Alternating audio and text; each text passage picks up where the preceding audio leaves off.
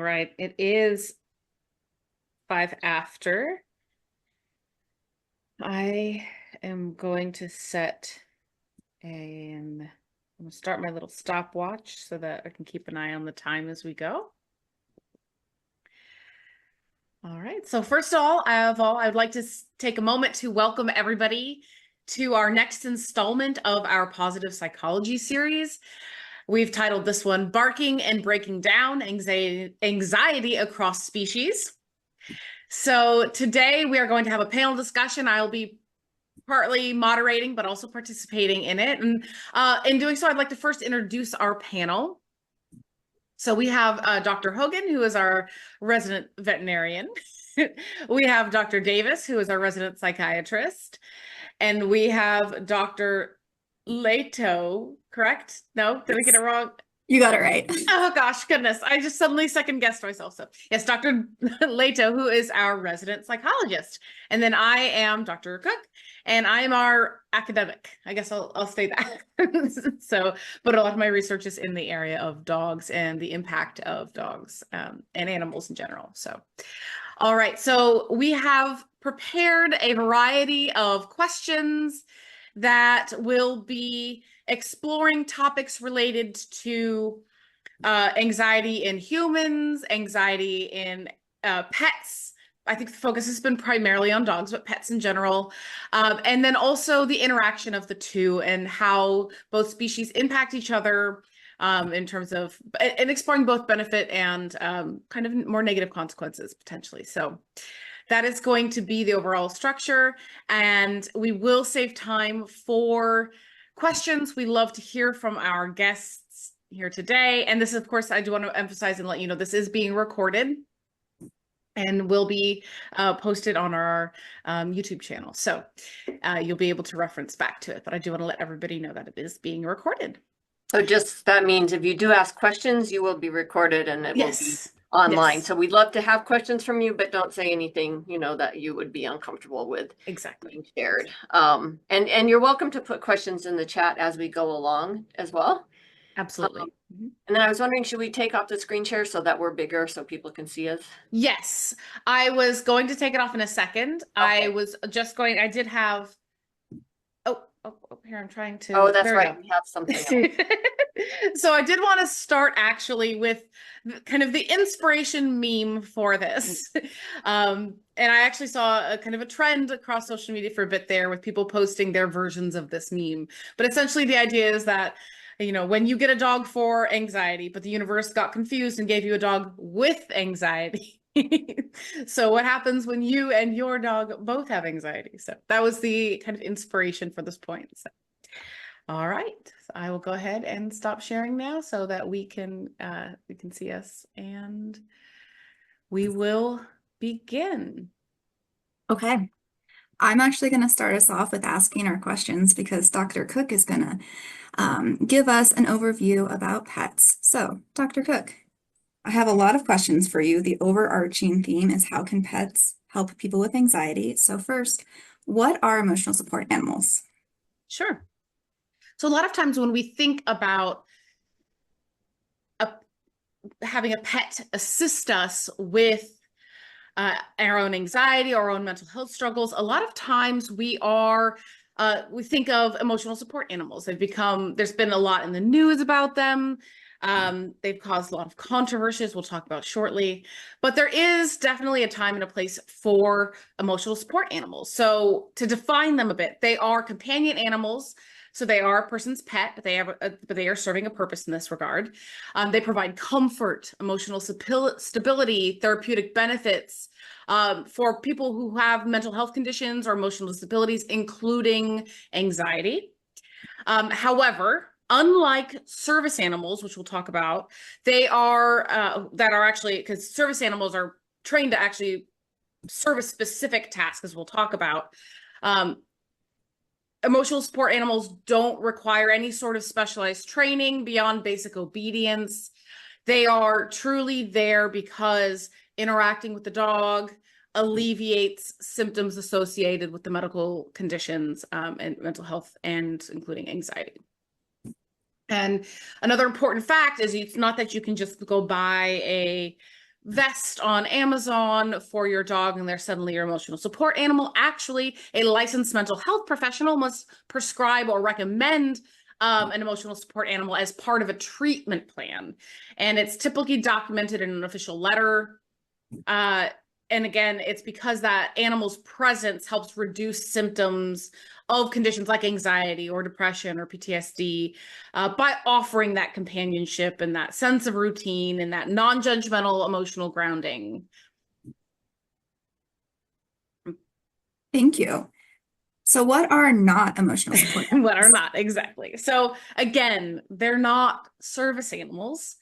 Service animals are, again, trained to perform specific disability-related tasks and are actually under the ADA, American Disabilities with Disabilities Act, protected under there, which grants them access, public access rights, meaning they can accompany their handler into nearly all public spaces, but that is not extended to emotional support animals. Emotional support animals are not protected under ADA. They are businesses do not have to allow you to bring your emotional your emotional support animal into any places, and that includes airplanes. We've had some cases what made the news where people have brought exotic emotional support animals on planes and caused some issues and that sort of thing. So just emphasizing that that's not what it is. And they're also not therapy animals, which we'll also be talking about shortly. Therapy animals are typically part of a more structured therapeutic interaction in a clinical or group setting, and they're handled by a trained individual and providing support and comfort to others. So it is not the handler who is receiving the emotional or the therapeutic benefit of interacting with the dog. It is the people that they are there to serve as a therapy partnership. And again, emphasizing that they're not protected under ADA, and that's that's definitely misconstrued. And a lot of times the protection's actually more tied to housing under the Fair Housing Act. And there is some limited air travel benefits in some cases, but again, that depends on the airline, and there's a lot of restrictions around that as well. Thank you. So you told us a little bit about what service animals are. What are service animals, if you want to say more about that, and what are not service animals? Sure. So again, service animals are usually dogs, but they do not have to be dogs. There's cases of, for example, miniature horses being service animals, and they are actually individually trained to perform very specific tasks related to a person's disability. So a lot of times, we're familiar with seeing eye dogs, or alerting people who are deaf, pulling a wheelchair, retrieving dropped items, alerting to oncoming seizures or interrupting behaviors associated with psychiatric conditions. There's also PTSD dogs that are there again to alert their person to triggers, to provide, and of course provide the therapeutic comfort associated with the animal as well. And again, they are indeed protected by the American with Disabilities Act.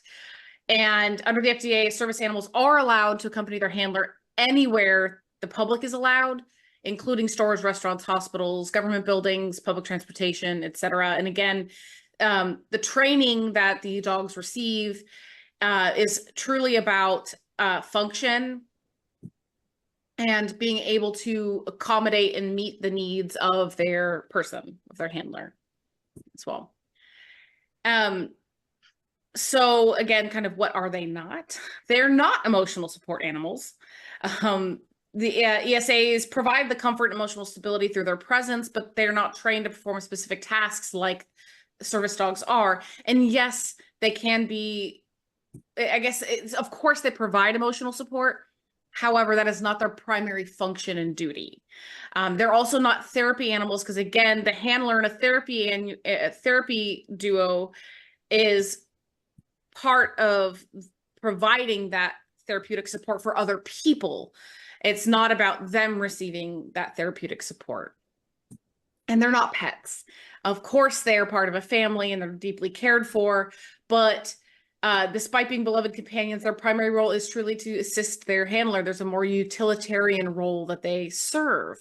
And so when they are working, they're on duty. Their job comes first. So a lot of time, and that's oftentimes how you can tell between real and fake service animals too, is largely how the dog is interacting with the environment, how it is, checking in with its handler. It's clearly working rather than just existing, if that will, in a space. Okay.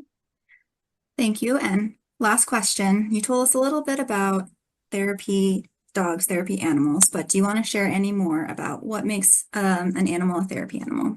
Sure, absolutely. So therapy dogs are specially trained, and they do go through, there's, for example, there's pet partners. There are therapy dog and therapy animal organizations that do certify duos, right? So a handler and their animal, and they provide comfort and emotional support, affection to people in a wide variety of settings. So you see them a lot in hospitals, nursing homes, schools, libraries, disaster areas, rehab centers, even in courtrooms, they're used to provide comfort for witnesses. And again, unlike service dogs, they're not trained to perform very specific tasks for specific individuals with disabilities. They are largely trained to be comfortable in a variety of settings, around uncomfortable noises, around a lot of people, to being handled. So their training is largely about staying calm and kind of just being an awesome animal in often chaotic settings with a lot of emotions. And that's a key part of it, because anyone who has trained a dog knows, obviously, dogs pick up on our emotions. So if you're trying to train a dog, you have to remain calm. So, or if you're interacting with a dog, it picks up on your emotions. So that's one of the big important aspects of being qualities of what makes a really good therapy dog, versus dogs who are not suitable to be therapy dogs. But also part of their training is, okay, how can you handle people who are crying? Can you handle people who are upset? Can you handle these non-calm settings and emotions? Thank you.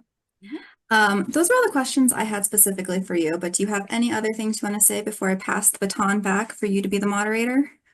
Sure. So I did want to talk briefly about kind of why would dogs have any kind of impact on from a research standpoint, why would dogs have any kind of impact on humans, or animals have an impact on humans? And there's a lot of research into the field of human-animal interaction. So I just wanted to briefly mention that because that's kind of sets a lot of the groundwork of why would you have emotional support and therapy dogs, and how else do people with service dogs benefit? So some of the psychological benefits of human-animal interaction include reduced tension and stress, focused attention, increased self-esteem, decreased depression. So all things are going to promote that well-being. And that also, as mentioned before, actually, when I was talking about the role of service animals and emotional support and all that, is that there are social benefits, right? So some of the benefits of interacting with dogs include unconditional support and love, humanization, pro-social bonding, social skills, decreased aggression. All of these things have been documented in research. And there's also physiological health components, because there's a lot of physiological effects that are also tied directly to this. So, for example, it can create, routinely petting a dog can create a conditioned relaxation response in the body that is also been linked to improved cardiovascular health, and largely also because there's a lot of evidence suggesting that it reduces cortisol in humans, but also there's research that shows it reduces cortisol in dogs too when you interact with them.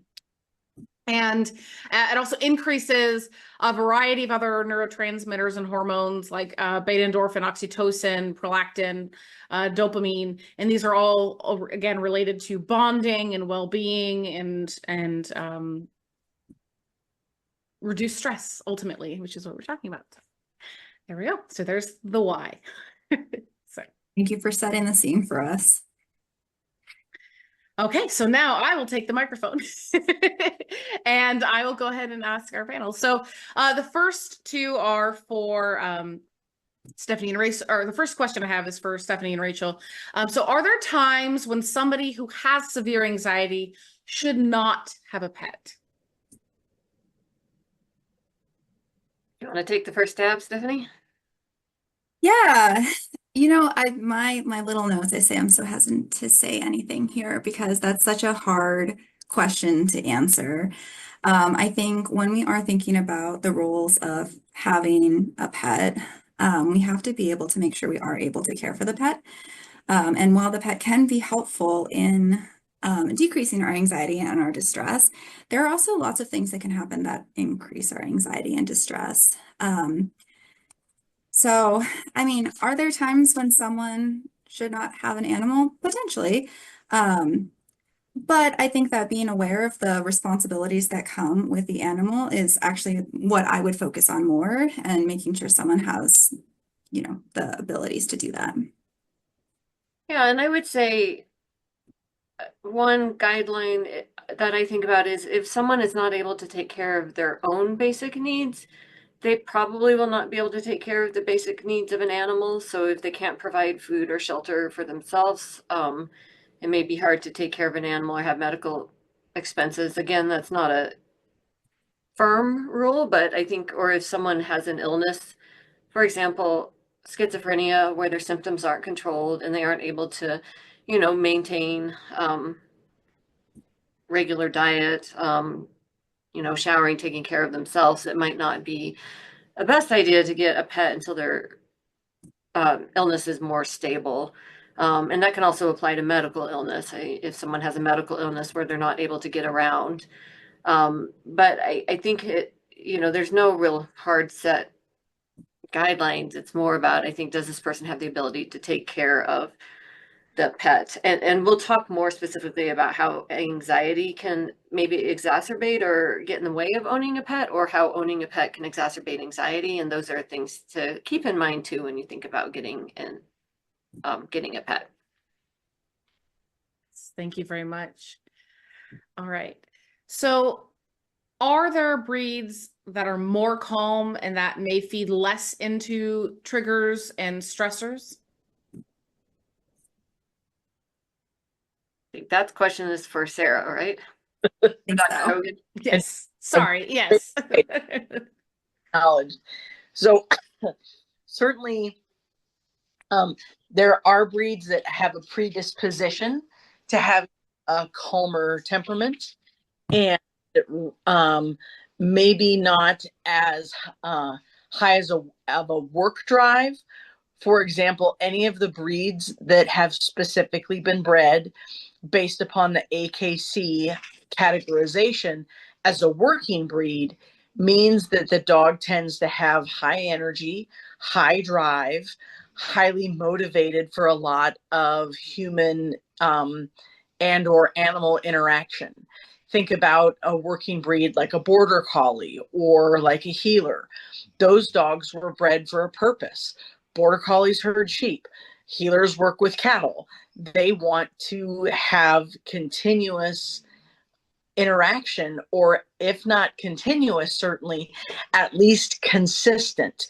So if you get a dog like that, that's a working breed, and suddenly they're in an apartment, potentially by themselves for 12 hours a day, you are much more likely to be setting them up for potential anxiety, because their brain needs to be stimulated. So they will start doing things to stimulate it themselves, like chew things up or attempt to escape or bark, because then it triggers a reaction from the environment around them, like somebody banging on the door or banging on the ceiling. Mm-hmm. So those are the breeds that would certainly be the potential to have more anxiety. Also, younger dogs, or younger dogs like puppies who had not had any socialization, or if you rescue an animal that came from a difficult circumstance or even from a shelter where they were potentially didn't have the opportunity to be socialized when they were younger, or came out of a very negative environment, they are certainly more likely to have anxiety than a dog that was raised from a puppy where it had been well socialized, handled, fed consistently, cared for consistently, and grew with love and confidence into an adult dog. Thank you so much. And are there any breeds that we've kind of touched on this a little bit, but in particular, are there any breeds that can increase anxiety? What do you mean increase anxiety in the dog or in the human? I think they're often very related. So. The other things to keep in mind is that there are certain breeds that definitely require much more maintenance and much more caution associated with the owners. Any dog that is brachiocephalic is the medical term for a squishy faced dog, like a pug or a bulldog or a French bulldog. That conformational change predisposes them to many medical conditions that can actually become life-threatening abruptly. Dogs that have the real flat face have a very difficult time with thermal regulation, heat control. So if you think you're going to get a French bulldog and go for a hike in Arizona, that's a very bad idea. You're setting yourself both up for a lot of trauma. Also, if you have a dog that is a working breed and you're going to be gone a lot of the time, that dog's going to potentially have a lot more anxiety because it is alone all the time. The other thing to keep in mind is just like humans have individual personalities, so do dogs. So if you've got a dog that, say, you've picked out at the shelter because it was very gregarious and outgoing, it's going to be gregarious and outgoing. If it was very shy and hiding and timid, it's probably not going to completely change.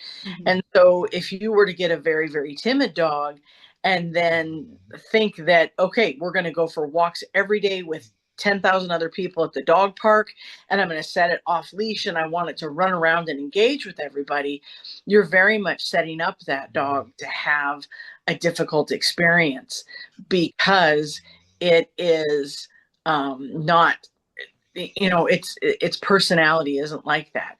It's a canine introvert potentially versus an extrovert, just like human beings. Absolutely. Thank you. And this was actually one for the entire panel, and it's kind of related in a bridge for this. But I know this came up in our planning talks, the role of pet insurance in from the perspective of anxiety for the owner. I had a random question for Sarah first, though. Oh, sorry. Go ahead. I was wondering, Sarah, if you know what Chihuahuas were bred for? Companionship. Okay. There are breeds that are called like the companion breed, and they tend to be a lot of the smaller dogs. Also, a lot of the Asian origin dogs, like pugs. Pugs were bred to be companion dogs. The Japanese chins were bred to be companion dogs. So little lap dogs, they're bred to sit there and look adorable and keep you nice and warm because a dog's body temperature is naturally 101 degrees and we're 98.6. That's why it feels so nice to cuddle with them. Cats the same way, higher body temperature than us. So it does feel nice and warm like a heating pad when they lay on you. And they also like to protect you by barking a lot at everything. And the smaller breeds, the smaller breeds tend to have more potential for stranger anxiety and even stranger aggression than the larger breeds. And that's a tendency. That's not an absolute guarantee, but that's what has been discovered in the research, is that the smaller dogs tend to be more fearful of and more willing to engage with a stranger in a potentially aggressive form than, say, a larger dog like a Labrador who is everybody's friend. Yeah. Yes, my toothless 14-year-old Chihuahua gets put in air jail every time we see another dog because she likes to take it on. Yeah. Exactly. Oh goodness. Actually, I didn't realize that because we focused this on dogs. So, and I'm going to spring this on you because we never actually talked about it before. But are there any other domesticized animals? So whether we're talking about cats or birds or exotics, right? That would be particularly good for people with anxiety or particularly bad for people with anxiety. Is that for me or is that for? That could be anybody. Anybody. Well, certainly before you share your home with any animal, you need to look realistically about what their husbandry needs are. Husbandry meaning how they're cared for. Reptiles, for example, have very specific husbandry needs, and they can be absolutely magnificent pets. You just have to be realistic about what their needs are. They have a very specific diet. To make sure they have a complete and balanced diet, you have to coat crickets, say, in mineral powder.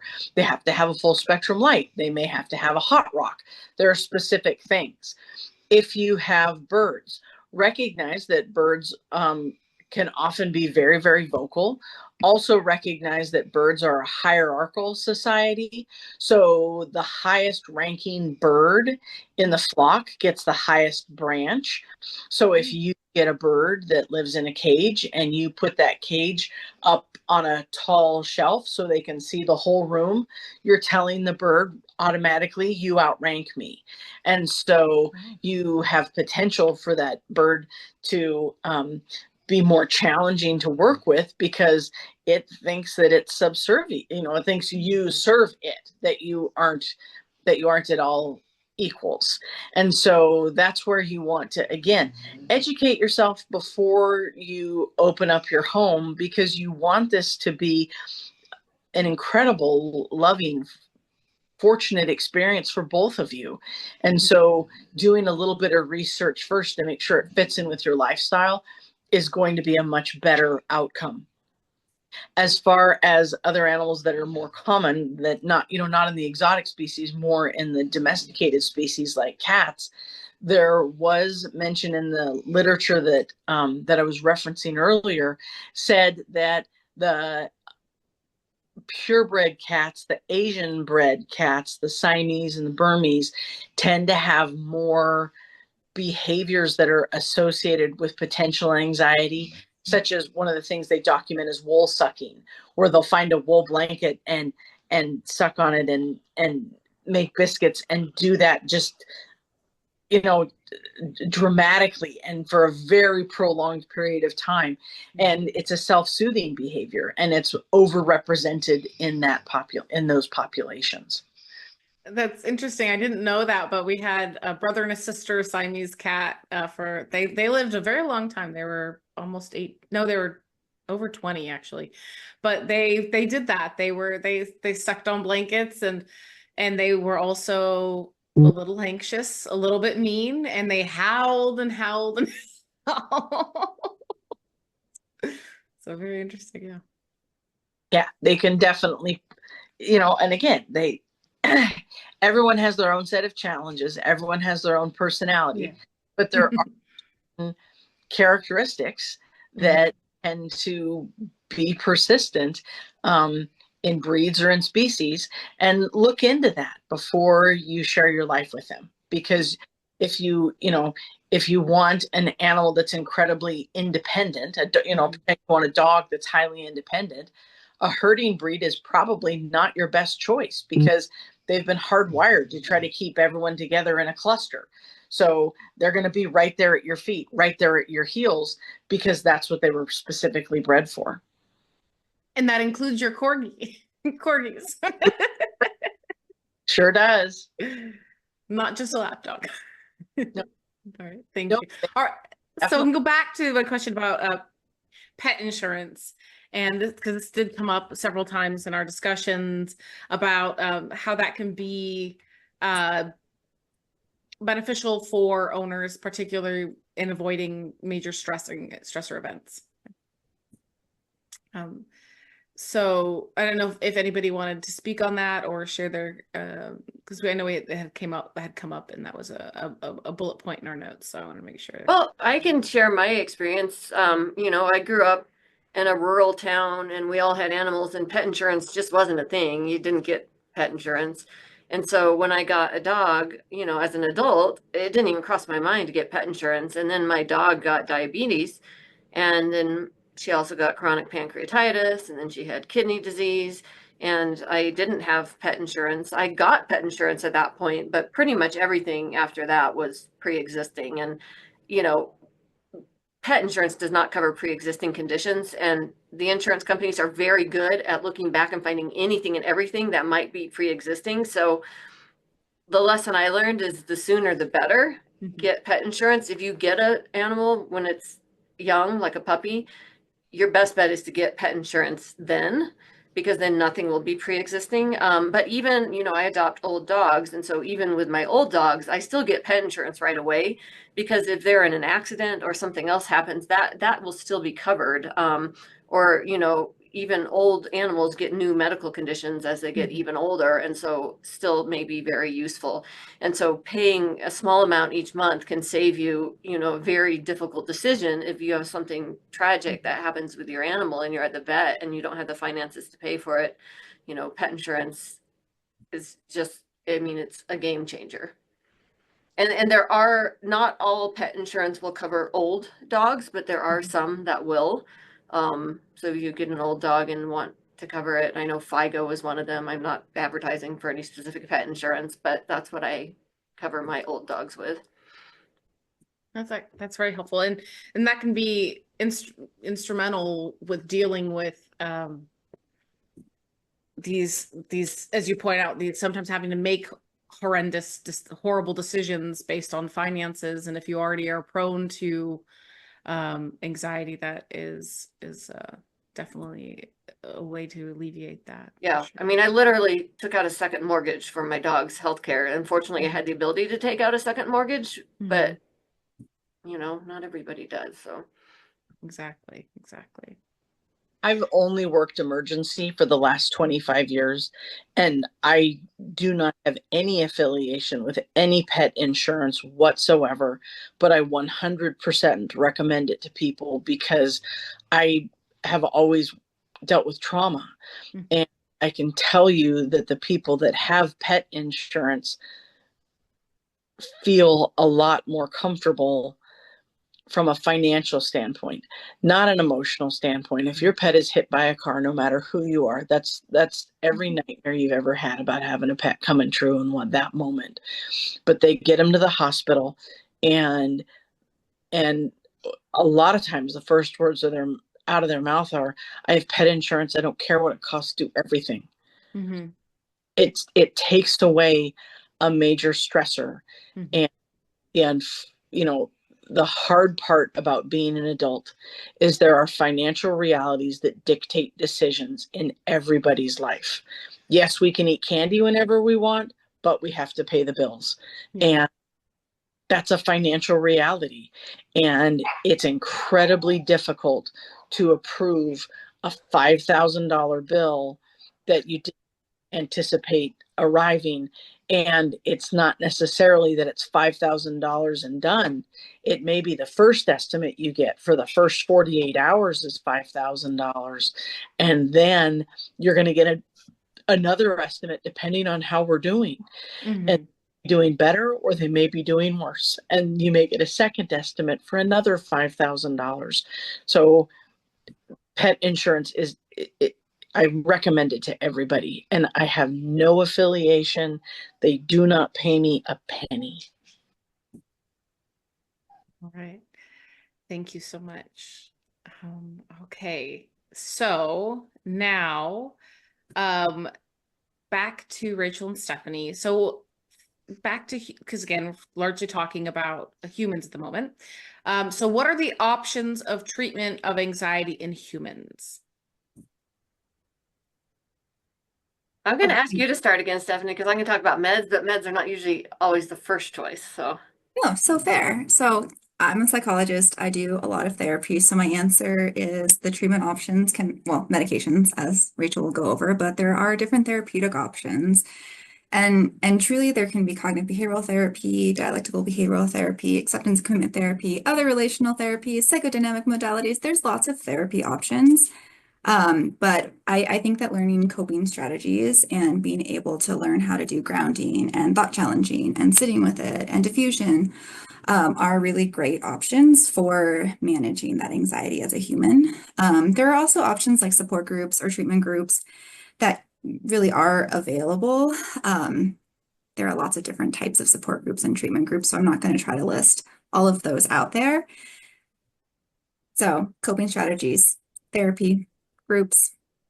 Turn it over to you, Rachel. all right. I'll make a slightly unrelated comment about like things you can do for your anxiety when you're around your pet. So I've noticed, and I'm guessing anybody who has pets has noticed this, if I go home and I need to have notes to finish and I'm stressed and I'm trying to get them done, my dogs will be running around like crazy, barking at everything, like pawing at me, trying to get my attention.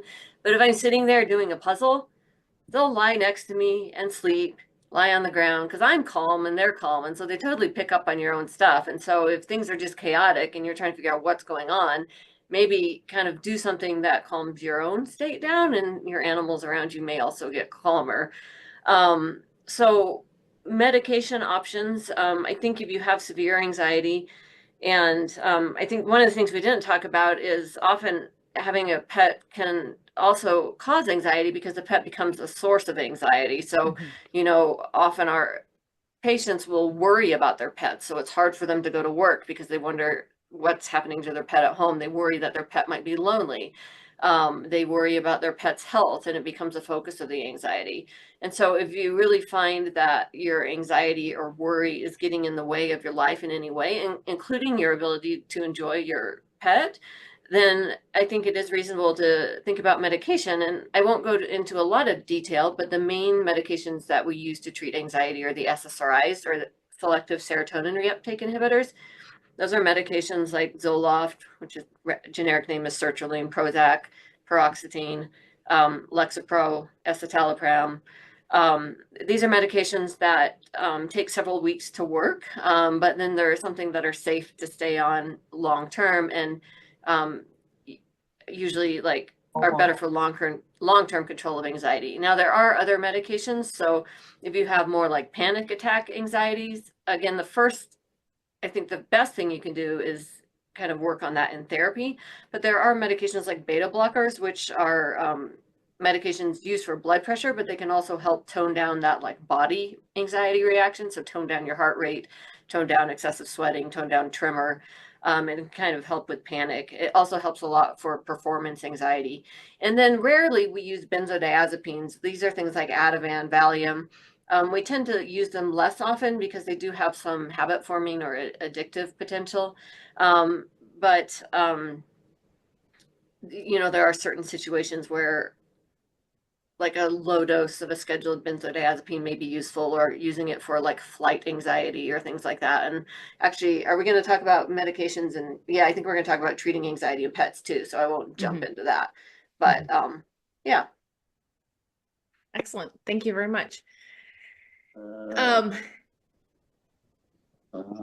kicking myself because while you were talking, I had a question and I didn't write it down, and now it's gone. So if I think about it, we'll come back to it. But all right. So now let's switch it over to pets. So all right. So how can anxiety in humans impact anxiety in pets? Well, Rachel touched on that very efficiently, in that our animals absolutely pick up on our emotions and what we're telegraphing. If I walk into a room and slam a book down and yell a swear word, my pets are certainly gonna be on guard and start looking at each other like, did you do something? Because I didn't do something. Recognize the anger or the anxiety that I'm projecting, versus if I walk in with a big smile and say, oh, who wants to go for a walk? And then, everybody gets excited and happy. So our animals very much want to please us. And so as social creatures, it is highly beneficial and adaptive to them to recognize what it is we are projecting, and then to either model that behavior or withdraw from that behavior, or depending on the personality of the pet, you know, some dogs, if you get upset and yell about something, they'll display aggression, right? You know, because that's what they're perceiving from you. So recognize that absolutely you have a major impact on the psychological well-being of your animals. And if you are consistently anxious, angry, verbal in loud tones, short clipped rapid speech, they're going to pick up on that, versus if you are calmer or quieter or speak in more soothing tones and don't do aggressive or frustrated or anxious gestures. And sometimes it's fun to get wound up with them. When I get home, I love that they're so excited and howling, and I howl with them and jump up and down so they get even more excited. Makes my day. It's true. It's true. And before we move on more towards dogs, I did miss a question, but it relates perfectly to this, and it's already been briefly introduced. But how can pets cause anxiety? Rachel, do you want to start this time? Well, I kind of already started, so what else do you have to add? So other things that can cause anxiety in humans from pets are pets becoming ill, and having their own kinds of reactivity and separation anxiety. Rachel touched on this, but it can be really hard to leave our pets. So when we're walking out the door, our pets give us those sad eyes sometimes. And it can be really hard when we are going to work or going to places that don't allow pets. Or travel and have to figure out a way for our pets to be taken care of while we're traveling if they can't travel with us. Those can all be ways that are, or things that are pretty stressful for us as humans, while we have pets.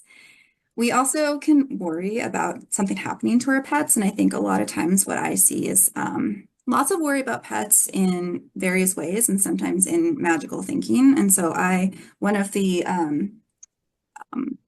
I work a lot with OCD, and one of the things that can show up in OCD is magical thinking when we are relating to things that are not related.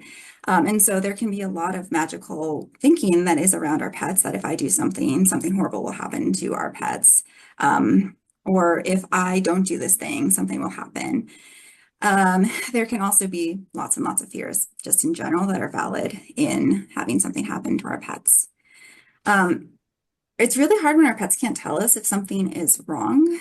So I know when my dog was having some issues and I didn't know what was going on, I wish he would have been able to tell me what was going on so we could have treated it sooner. So it can be really stressful trying to like figure it out with reading into their cues, taking them to the vet, and those kinds of things.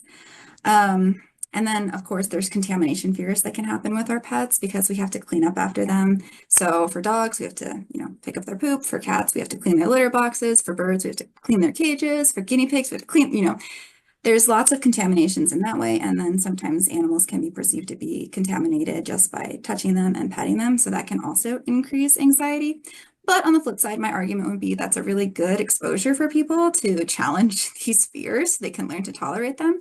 But it is a way that animals can be more anxiety provoking for us as humans. And then, of course, there's a fear sometimes people have that they're not taking good enough care of their pets. And so really wanting to make sure we're giving our pets the best possible lifestyle and the best possible life that we can. And there can always be worry that we're just not doing enough. And then last one, and then Rachel, you can go. Pets not I already responding went. I don't have more Okay. than that. Okay, great. Pets not responding to training can also be pretty anxiety provoking if we're trying to take them to puppy classes or dogs to puppy classes or any other animals, trying to give them some reinforcement and some training. If they're not responding to it, it can be more anxiety provoking and more stressful. Yeah. Okay, I do have one more thing to add. So sometimes pets and how they interact with each other can be stressful. So, I have 3 dogs. I did have 4 dogs, a cat, and 3 birds. And so they mostly do okay. But when I had, a very senior, blind, deaf, senile, small dog, and then I had a puppy, it was anxiety provoking to try to keep the small dog safe. My puppy wasn't aggressive, but he didn't know how to be calm with, the poor senile dog who didn't know how to defend herself. And so, I did have to, when I wasn't home, I had to separate my old dog in my bedroom. And then I felt bad about my old dog. And then my other dogs were downstairs. Sometimes when my dogs are wound up, my puppy, well, he's 1 year and 3 months now, but he will get jumping up and down in front of my bird, and my bird will just scream and scream, and then the puppy's jumping up and down, and it's just kind of mass chaos. And so, if you have, especially if you have more than one animal, sometimes things are just not calm, and you have to deal with that. So yeah. Yeah, exactly. Especially if that's one of the primary triggers for your anxiety. Yeah. Absolutely. I guess I said I had one more thing. I have even one more thing. We haven't talked about hoarding yet. So I think often people with anxiety disorders, not often, but people with anxiety disorders can also have hoarding disorder where, they have an intent to help animals, but somewhere the cognition is just a little bit off. And so they end up acquiring more animals than they're actually able to take care of. But then they still have the belief that only they can take care of the animals, and they don't accept help, and end up in a situation where animals are not well cared for, and usually, poor conditions. And I think that's an example of maybe not animals causing anxiety, but where hoarding is not an anxiety disorder per se, but it's related to anxiety disorders, and it's an example of where things can, go wrong with animals in a really sad way. Yeah, absolutely. Absolutely. All right. Okay, thank you. All right. So, Sarah. So, can dogs be born with anxiety? Excuse me. I don't. Sorry, dry throat.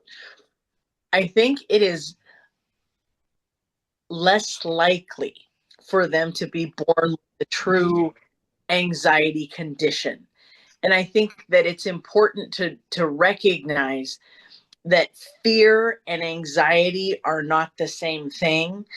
Fear is an adaptive behavior that helps animals to learn what is safe and what is not safe.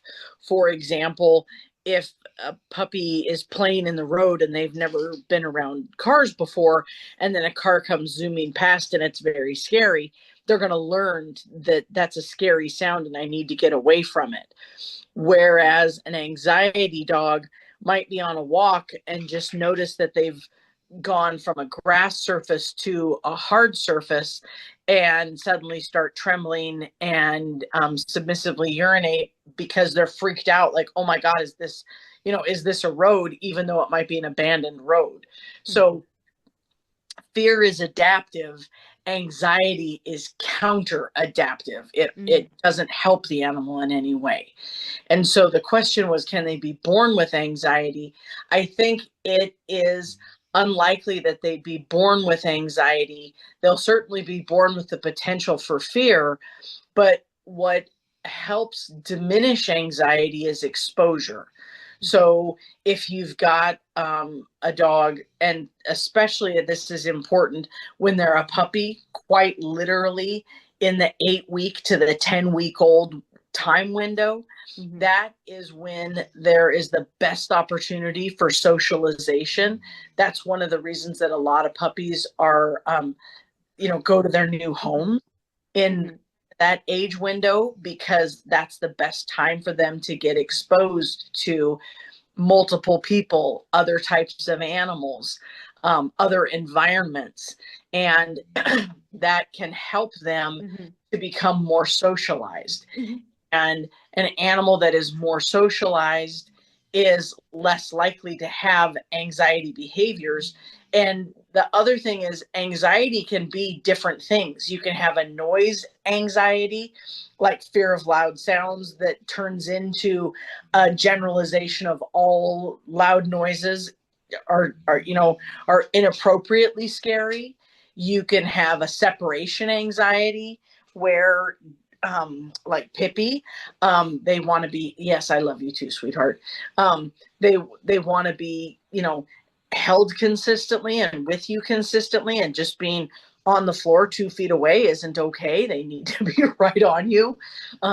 You can also have an anxiety associated with other animals.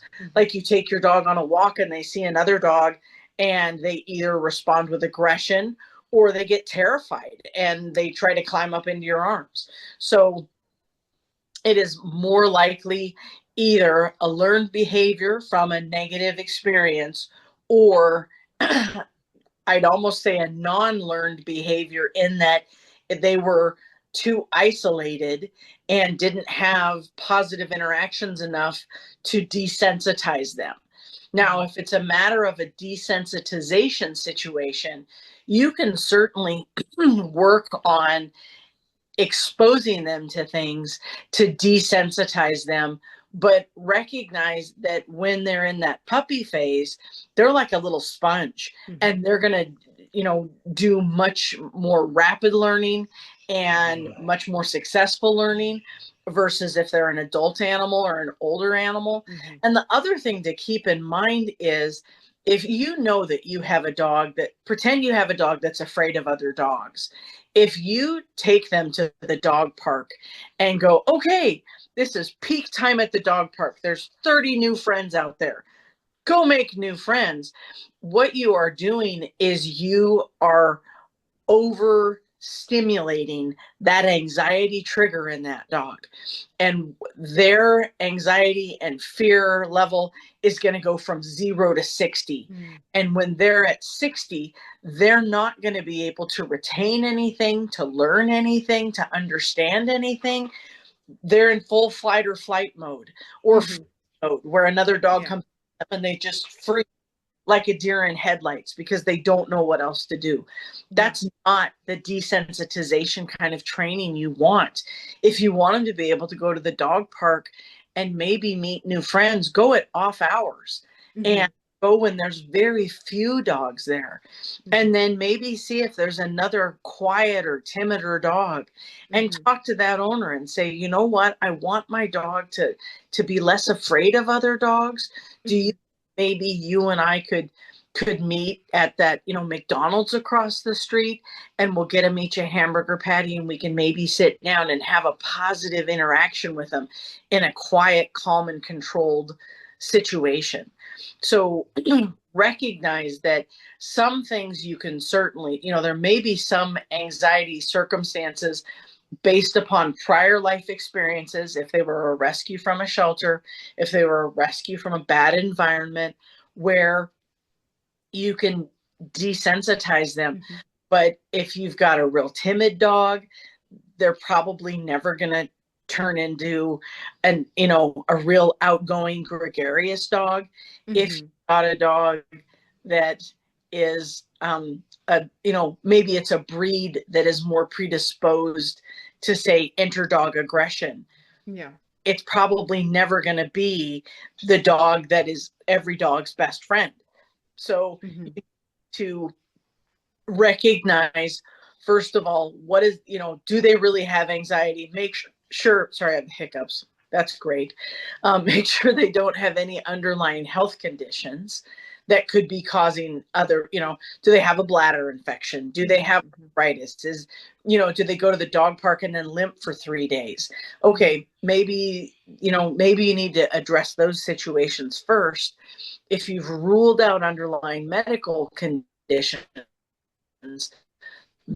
then you can start looking at what are going to be positive ways to help with that anxiety. And if you are if you're just adopting a dog that, say, comes out of the shelter and you want to set them up for success, the best thing to help a dog and prevent anxiety or reduce anxiety is to have a stable environment, to have a predictable, even like a routine that happens on a daily basis, and for it to be a safe space, a safe environment. And they should be allowed to have their own safe space, like a dog bed Mhm. or a crate that they can go into by choice. Mhm. And if there's a situation, like pretend you've got a dog that doesn't necessarily like company, and somebody comes over with toddlers, and the dog says, "Oh no, I'm out," and goes and gives itself a timeout in its crate or in its bed, that needs to be respected, because Mhm. that is that dog telling you in the most polite way it can, "No, thank you. I don't Mhm. feel safe here, so I'm going to go retreat to where I do feel safe." And then everybody needs to respect that. And Mhm. if the toddler's like, "No, I want to play with the dog," and tries to pull the dog out of the bed or out of the crate, that's a recipe for disaster. Yeah. If the dog says, "No, thank you," believe the dog. And the best thing you can do for them, besides just believing them if they say, "I need a timeout," is give them a daily routine that they can count on. And it doesn't have to be dramatic, and it doesn't have to be highly programmed. It could just be, okay, when we wake up in the morning, first thing we do is we go out for a potty, and then we get a cookie. That's our morning routine. Mhm. So consistently, they can count on that. And it doesn't necessarily matter if it happens at 6 a.m. or if you sleep in and it happens at 8 a.m. They know when you come, when you come into where they sleep and you guys first get up in the morning, okay, first it's outside for potty, then it's cookie time. And then, maybe when you come home from work, just like Rachel does, okay, first 15 minutes is playtime, free for all. Let's have a nightly howl. Let's run around and have ball time. Let's do something like that. And then as it gets closer to bedtime, everybody knows, okay, time for, let's watch a movie on the couch. Let's watch TV on the couch. Everybody settles on the couch and you have a nice cuddle and it's relaxing. That's the routine that can be expected. It's not highly rigidly structured. It's not absolutely time dependent. It's not like 8 p.m. is good and 9 p.m. is a failure. It's just routine, because realistically, that's what they need. And they are not as driven by the clock as we are. Mhm. Thank you. And so before I move on to the next question, are there any other sources of anxiety in pets that you wanted to mention? You've listed a whole bunch, but were there any that you can think of that haven't been touched yet? There can certainly be situational anxiety as well, like going to the veterinarian's office can consistently be anxious and if you're noticing patterns with your pet, like every time they go to the vet, they get so upset. They walk in and they submissively urinate and defecate on the floor or something like that. Yeah. By the way, if that happens, I can guarantee you the staff isn't upset about it. Dog poop doesn't faze us at all. But Yeah. if you're feeling like you want it to be a less negative experience for them, you can certainly talk with your veterinarian and say they just get so upset. Are there any kind of medications that we could potentially use to pre-medicate when you anticipate those things coming? So that's one situation you can do. Also, if you're feeling like if you leave home, like if the situational anxiety of when they're home alone, they get more upset, you can look at doing things that are interventional that may not necessarily be the need of medication. There are meds available, but you may not have to medicate your pet daily. Instead, it could be something like a diffuser. Adaptil is a pheromone diffuser for dogs.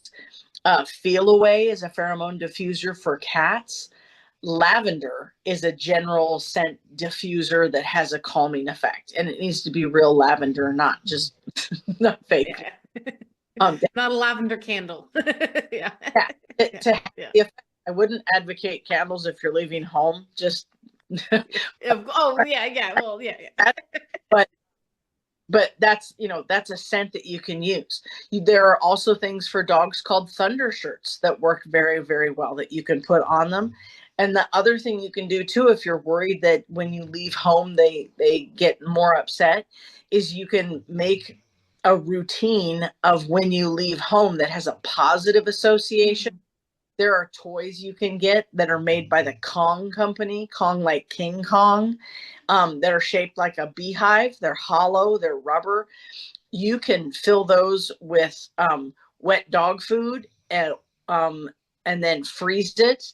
And then when you get ready to go, it's like, oh, guess what? It's your popsicle time. Popsicle time.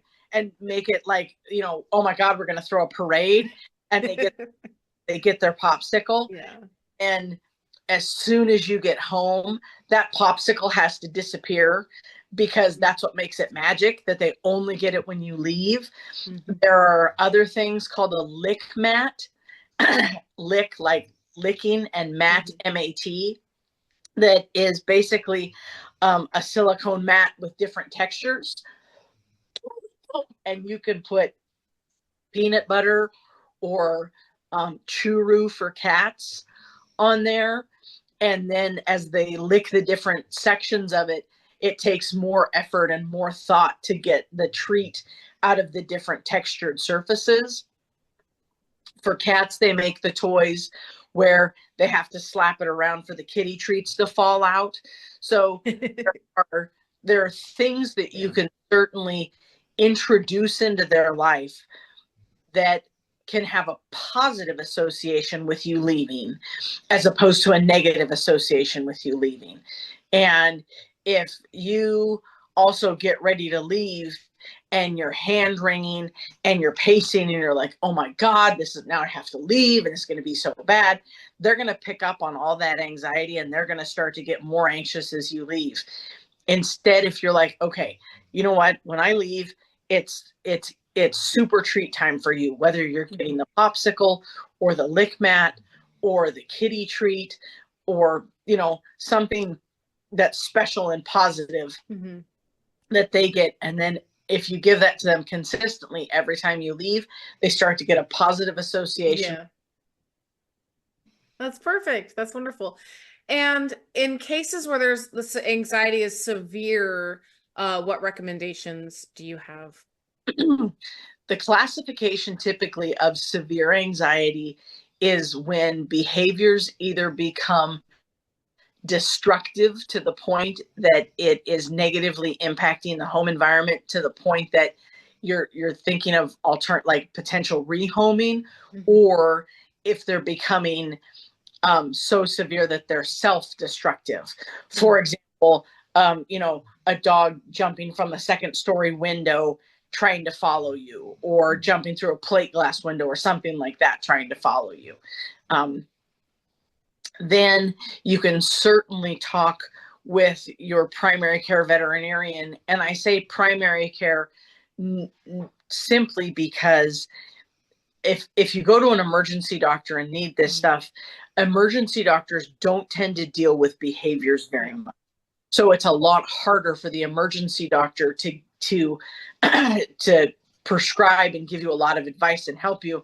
I'm kind of the weird exception, because I went to Washington State where we had a behaviorist and there was a whole class on it that you could take. But in general, go to your primary care veterinarian, also because they have your pet's medical records and they've known your pet, and they can help you dial in a more specific treatment where where you can get them on some consistent medications. And Prozac is an example of one drug that is used. There are multiple options, and the goal is to find the medication that is going to have the most positive outcome for everyone with the fewest side effects. One thing I would like to add is, if you pretend you are moving and you need to go on a long drive, not like an hour, but like a long drive, and you're worried about transporting your pets, or they need to be like flown somewhere.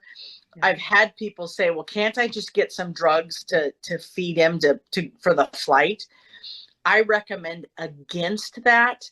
And the reason is, if an animal is significantly sedated, they are unable to drink, they are unable to eat, and it is much harder for them to regulate their own body temperature. And so you're setting them up to not be able to have any of the adaptive mechanisms that their body comes with. So you would be better off to try to do again some desensitization therapy. Like if they're going to have to be in a crate for several hours, have them start having a positive association with the crate. You go in the crate, you get a special treat, and do that for some time before you ever go on the trip. Mm-hmm. All right, that's really, really interesting too, because I think we're kind of so accustomed to go to the vet, get that trazodone or whatever, and then, but yeah, interesting. All right, thank you. And then my last question before we move on: can pets' anxiety be cured with love? I think that is a question that unfortunately sets people up for false expectations. I think that the context of the circumstance needs to be looked at realistically and objectively. If you have a dog that you have pulled out of an abuse situation and they were neglected or not adequately fed or physically harmed, can you turn their life around in a positive way with love and kindness and care? To a large extent, yes. Can you 100% undo any psychological damage that they may have suffered? Not 100%. And part of it has to do, again, like with the socialization. If they were never treated with love, care, and kindness in the formative time as a puppy, it is going to be harder for them to learn to trust and to accept strangers than it would be a dog that was treated with love and care and kindness from the time it was born until the time it came into your care. So can you make a positive difference in their life with love? Yeah, 100%. But if you have a dog that has anxiety issues and you've loved them the best you can and they still have anxiety issues, it doesn't reflect as a failure on your part whatsoever. If you have a dog with diabetes, can you love them out of it? No, it's a medical condition. They have to have medical interventions to do better. Anxiety can have that same level of need in that it may require medical intervention or at least behavioral intervention. And if that's the case, then just loving them isn't enough. You're going to need to implement other things into their lifestyle and your lifestyle to have the desired outcome for everybody. Thank you. And all right, a curve ball for Stephanie and Rachel. Can a pet cure a human's anxiety? No.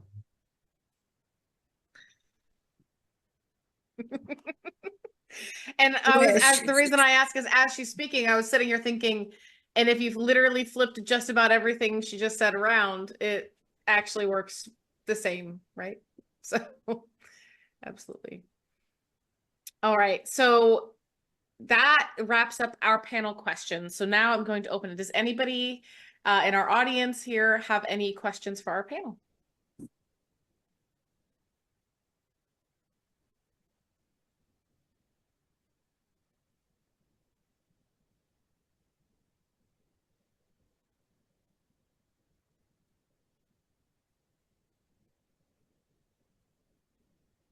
No.